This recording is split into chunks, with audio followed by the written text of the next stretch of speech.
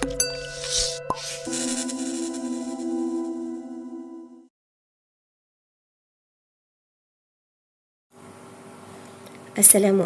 warahmatullahi wabarakatuh. Alhamdulillahirrabbilalamin. Wassalatu wassalamu ala ashrafil anbiya wal mursalin wa ala alihi wa sahbihi ajma'in. Qala rabbi shrah li sadri wa yassir li amri wahlul 'uqdatam min lisani yafqahu qawli. Apa khabar anak-anak murid ustazah yang berada di luar, sama ada berada di rumah ataupun yang berada di sekolah? Ustazah doakan semoga semuanya berada dalam keadaan yang sihat dan sejahtera hendaknya. InsyaAllah sekali lagi pada hari ini bersama-sama dengan Ustazah Rashidah binti Shahran daripada Sekolah Menengah Kebangsaan Datuk Siti Yong Ping, kita akan mempelajari bidang mata pelajaran pendidikan Islam khusus bagi murid-murid tingkatan 3 dalam bidang tilawah Al-Quran, iaitu dalam tajuk Allah Subhanahu Wa Taala Maha Pengampun segala dosa. Jadi Ustazah harap murid-murid yang berada di rumah ataupun yang berada di sekolah dapatlah menyediakan buku pembelajaran ataupun buku teks dan segala alat-alat pelajaran supaya murid-murid dapat mencatat segala isi kandungan yang akan Ustazah sampaikan pada hari ini. Jadi Ustazah harap murid-murid telah pun bersedia. Jadi sebelum kita memulakan tajuk pelajaran kita pada hari ini, kita akan mengetahui terlebih dahulu apakah objektif pembelajaran kita dalam tajuk pelajaran pada hari ini. Untuk objektif pembelajaran pada hari ini, kita akan mendapatkan 3 objektif pembelajaran, iaitu yang pertama, murid-murid akan dapat membaca ayat daripada surah Al-A'raf ayat 23 dengan betul dan lancar. Yang kedua, murid-murid dapat menyatakan intisari ayat. Dan yang ketiga, murid-murid akan dapat menghafal ayat 23 surah Al-A'raf dengan betul, lancar dan bertajwid. Baiklah murid-murid yang dikasihi lagi dirahmati Allah Subhanahu Wa Taala, ini merupakan ayat surah Al-A'raf ayat 23. Jadi Ustazah harap murid-murid dapatlah membuka buku teks untuk melihat isi kandungan dalam buku teks. Ia merupakan tajuk yang pertama dalam tingkatan 3 bagi mata pelajaran pendidikan Islam. Ianya merupakan tajuk tilawah Al-Quran, tajuk yang pertama murid-murid. Jadi Ustazah harap murid-murid dapat membuka buku teks untuk sama-sama mengikut dengan Ustazah bacaan ayat Al-Quran tersebut. Jadi Ustazah akan membaca dan murid-murid bolehlah mengikut bacaan tersebut dengan perlahan-lahan. Baiklah, Ustazah akan mulakan ayat bacaan surah Al-A'raf ayat 23. Sebelum itu murid-murid, untuk pengetahuan murid-murid semua, surah Al-A'raf merupakan surah yang ke-7 di dalam Al-Quran. Jadi Ustazah harap murid-murid dapat mendengar bacaan Ustazah ini dengan baik. A'udzu billahi minasyaitonir rajim. Qala Rabbana zalamna anfusana wa illam taghfir lana وَتَرْحَمْنَا لَنَكُونَنَّ مِنَ الْخَاسِرِينَ. Sadaqallahul azim. Alhamdulillah anak-anak, begitulah bacaan daripada surah Al-A'raf ayat 23. Sekiranya murid-murid ingin mengikut bacaan Ustazah tadi, murid-murid bolehlah mengulang semula video pembelajaran ini untuk mendengar bacaan dalam surah Al-A'raf ayat 23. Jadi Ustazah harap murid-murid yang berada di rumah dapat terus kekal bersama dengan Ustazah untuk mengetahui apakah kandungan ataupun objektif pembelajaran kita yang seterusnya, murid-murid. Baiklah, untuk yang seterusnya, kita akan lihat maksud ayat ini satu persatu supaya bila kita membaca Al-Quran, kita bukan sahaja membacanya dengan bertajwid, tetapi kita dapat memahami isi kandungan ayat Al-Quran tersebut, supaya kita dapat menghayati apakah yang terkandung di dalam ayat Al-Quran tersebut, ya. Baiklah, yang pertama sekali, petikan ayat yang pertama ialah yang berbunyi A'udzubillahi minasyaitonirrajim. Qala Rabbana zalamna anfusana. Maksudnya ialah mereka berdua merayu, wahai Tuhan kami telah menzalimi diri kami sendiri. Ayat ini ditujukan khas kepada Nabi Adam dan juga Hawa.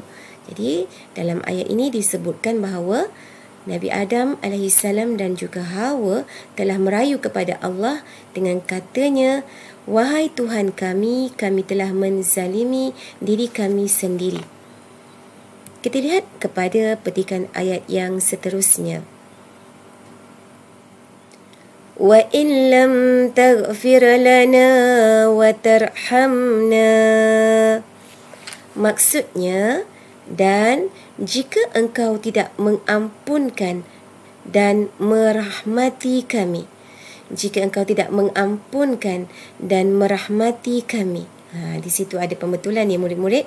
Jika engkau tidak mengampunkan dan merahmati kami. Ini permohonan daripada Nabi Adam alaihissalam. Ketika mana Nabi Adam memohon keampunan kepada Allah.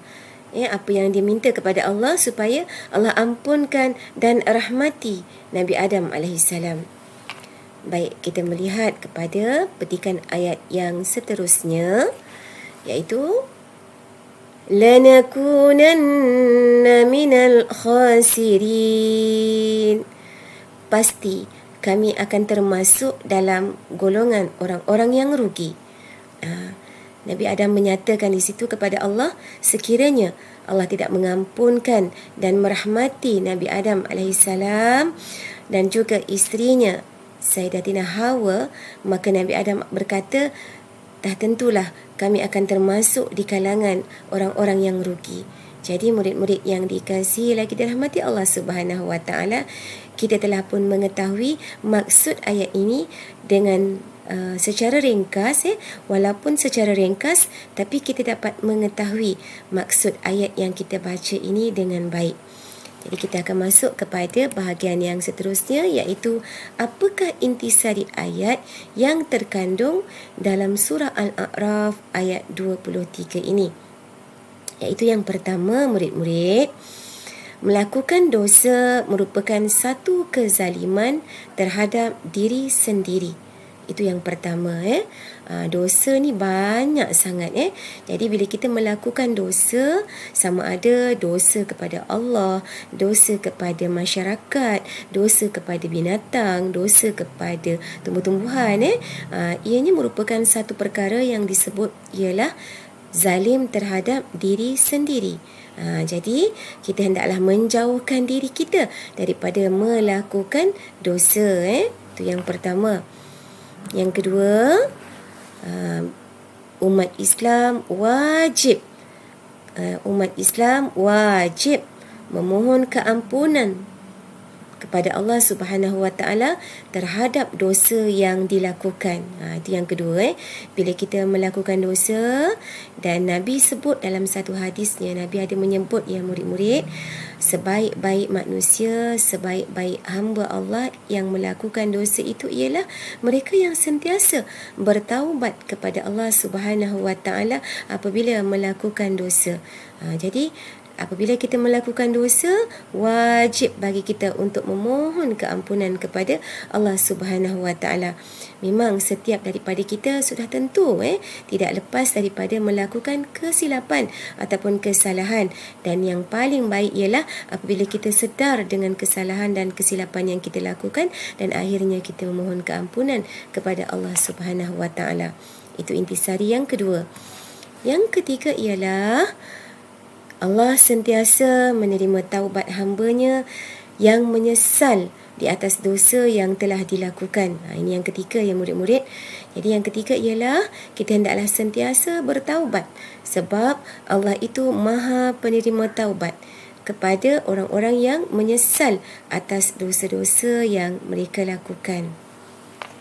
Dan yang keempat ialah orang yang mendapat keampunan Allah Subhanahu Wa Taala merupakan orang-orang yang sangat beruntung. Jadi mudah-mudahan kita menjadi manusia yang tergolong di kalangan orang-orang yang akan mendapat keampunan Allah Subhanahu Wa Taala, sebab kita nak mendapat keberuntungan itu.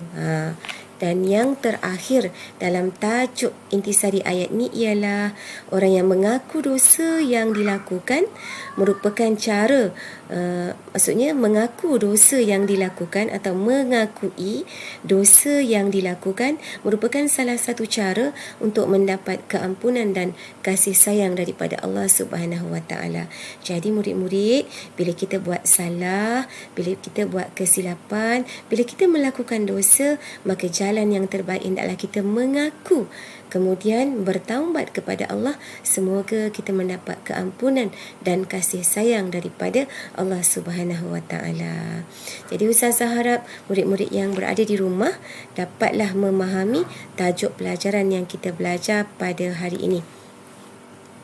Jadi untuk memastikan pelajaran yang kita pelajari ini dapat difahami dengan lebih jelas, bolehlah murid-murid menyiapkan latihan, iaitu latihan yang Ustazah berikan di sini, iaitu latihan yang pertama, nyatakan 3 intisari ayat, dan latihan yang kedua iaitu soalan kebat. Setiap orang tidak akan terlepas daripada melakukan dosa. Bagaimana anda membudayakan amalan bertaubat dalam kehidupan seharian? Dan soalan kebat ini murid-murid bolehlah merujuk kepada guru-guru ataupun ustaz ataupun ustazah yang mengajar murid-murid di sekolah, supaya murid-murid dapat menjawab soalan ini dengan lebih baik dan mendalam lagi.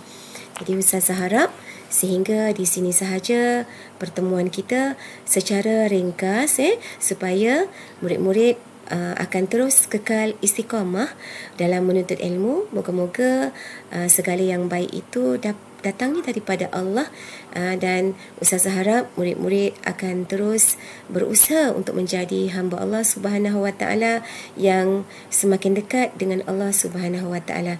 Akhir kalam daripada Ustazah, semoga kita bertemu lagi. Wabillahi taufiq wal hidayah. Wassalamualaikum warahmatullahi wabarakatuh.